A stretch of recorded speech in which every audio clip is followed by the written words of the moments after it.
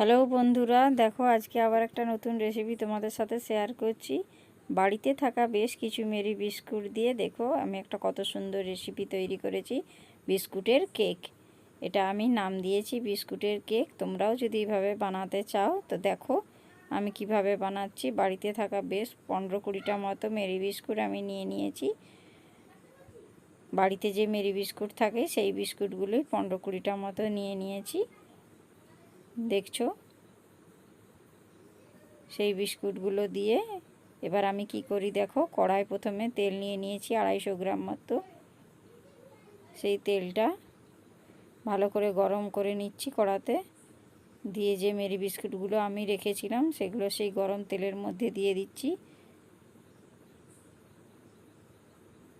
এই সময় গ্যাসের আঁচটা একটু কম রাখবে, কেন বেশি আঁচ হয়ে গেলে লাল লাল হয়ে যাবে বেশি, তখন চুঁয়ে যেতে পারে, পুড়িয়ে যেতে পারে বিস্কুটগুলো। তোমরা এভাবে হালকা আঁচে এইভাবে বিস্কুটগুলোকে গরম তেলের মধ্যে ভেজে নিবে।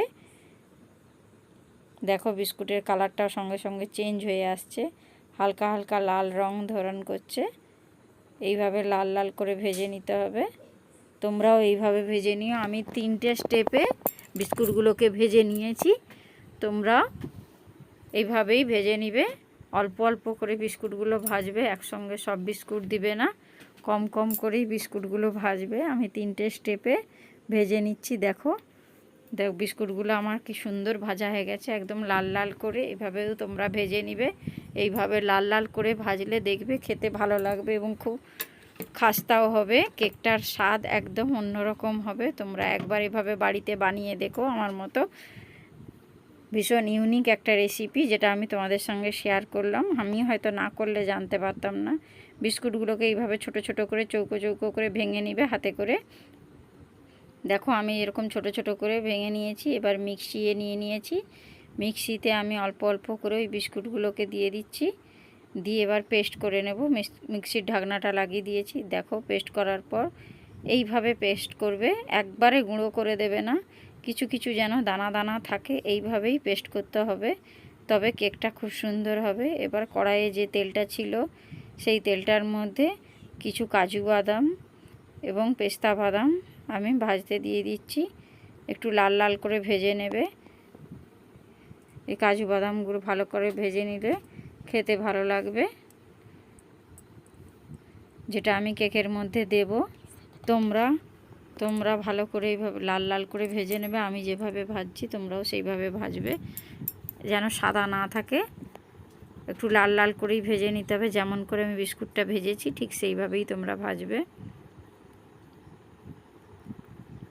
এবার দেখো কড়াইয়ে আমি 1 কাপ মতো দুধ নিয়েছি। সেই দুধে 1 চামচ চিনি দিয়েছি, কেন চিনিটা আমি কম করেই দিলাম, কারণ যেহেতু বিস্কুটগুলো একটু মিষ্টি। এবার আমুল দুধের প্যাকেট একটা 50 গ্রাম আমুল দুধ ওর মধ্যে দিয়ে দিলাম। এবার ভালো করে আমুল দুধ আর চিনিটাকে ভালো করে একটু ফুটিয়ে নিতে হবে। এবং আমুল দুধের যে দেখো দানা বেঁধে আছে সেই দানাটা ভালো করে ওর সঙ্গে গুলিয়ে নিতে হবে, যেন দানাটা না থাকে। তাই আমি দেখো কড়াইয়ের মধ্যে ভালো করে ওই আমুল দুধটাকে গুলিয়ে নিচ্ছি। তোমরাও এইভাবে গুলিয়ে নেবে, দিলে দেখবে খেতে ভালো লাগবে। এবার 2 মিনিট মতো এইভাবেই আমুল দুধ, চিনি এবং দুধটাকে একটু ঘন করে জাল দিয়ে দিতে হবে। এবং জমে থাকা যে দানাগুলো আছে আমুল দুধে সেগুলোকে ভালো করে গুলিয়ে নিতে হবে। দেখো 5 মিনিট এইভাবে আমি দুধটাও জাল করে নিয়েছি। এবার যেটা মিক্সিতে আমি বিস্কুটটা পেস্ট করে রেখেছিলাম সেই পেস্ট করা বিস্কুটটা আমি কড়াইয়ে দিয়ে দিলাম। এবার ভালো করে ওটাকে মিশ্রণ করতে হবে, যাতে একদম শুকনো শুকনো ঝরঝরে হয়ে যায়। সেইভাবেই যতক্ষণ না হচ্ছে সেইভাবেই নাড়তে থাকতে হবে। এই সময় চুলোর আঁচটা একদম কম রাখতে হবে, নাহলে তলায় লেগে যাবে, পোড়া পোড়া গন্ধ ছাড়বে, তাতে খেতে ভালো লাগবে না। কম আঁচেই হালকা আঁচে এভাবে ভালো করে সুন্দর করে শুকনো করে ঝরঝরা করে নেড়ে নিতে হবে, যেন ওর ভেতরে দুধের ভাবটা না থাকে। তারপর 1 চামচ ঘি ওতে আমি অ্যাড করলাম। এই ঘিটা দিলে এর সুবাসটা দারুণ সুন্দর হয়।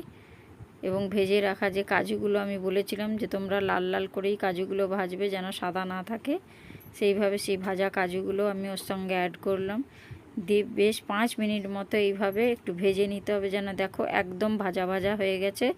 ওর মধ্যে যে দুধের ভাবটা ছিল সেই ভাবটা একদম শুকনো হয়ে গেছে, ঝরঝরে হয়ে গেছে এবং ঝরঝরা করে আমি ভালো করে ওটাকে ভেজে নিয়েছি। এই সময় গ্যাসের আঁচটা যেন একদম লো ফ্লেমে থাকে, তবেই জিনিসটা খেতে ভালো হবে, তলায় ধরে যাবে না, নাহলে চুঁয়ে যাবে, চুঁয়ে গেলে পোড়া পোড়া গন্ধ ছাড়বে, সেটা একদম খেতে ভালো লাগবে না। দেখো একদম ঝরঝরা করে আমি ভেজে নিয়েছি বিস্কুটটাকে, দেখো একটা প্লেটে ঢেলে দিয়েছি। কেকের ব্যাটারটা আমার একদম রেডি, একদম ঝরঝরা হয়েছে, দেখতেই পাচ্ছ তোমরা। একটু 5 মিনিট ঠান্ডা করতে আমি পাখা ছেড়ে রেখেছিলাম। ঠান্ডা হয়ে যাওয়ার পর দেখো একটা টিফিন কৌটোর মধ্যে আমি একটা খবরের কাগজকে, প্লেন খবরের কাগজকে কেটে ওর মধ্যে দিয়ে দিয়েছি, দিয়ে ব্যাটারটা ওর মধ্যে দিয়ে ভালো করে হাত দিয়ে ট্যাপ করে বসিয়ে নিচ্ছি, যাতে কোথাও না ফাঁকা থাকে। তোমরাও এইভাবে হাত দিয়ে মিশ্রণটাকে চেপে চেপে বসিয়ে দেবে। আমি টিফিন বক্সের মধ্যে করেছি, তোমরা চাইলে প্লেন নর্মাল বাটিতেও করতে পারো। বাটিতে দেওয়ার পর এইভাবে হাত দিয়ে আমি যেভাবে করছি ওইভাবে ট্যাপ করে নেবে, তাহলে কেকের সাইজটা খুব সুন্দর হবে। এইভাবে ট্যাপ করে করে বসাবে হাত দিয়ে, দিয়ে আমি টিফিন বক্সের ঢাকনাটা লাগিয়ে দিচ্ছি। তোমরা যদি বাটিতে থাকে বাটির উপরে একটা ঢাকনা দিয়ে 10 মিনিট মতো রেখে দিবে। দেখো কি সুন্দর কেক পরিণত হয়ে গেছে, পুরো একদম কেকের মতো। আমি এটার নাম দিয়েছি বিস্কুটের কেক। তো তোমরা কারা কারা আমার মতো বিস্কুটের কেক বানিয়েছিলে আমাকে একবার শেয়ার করে জানিও।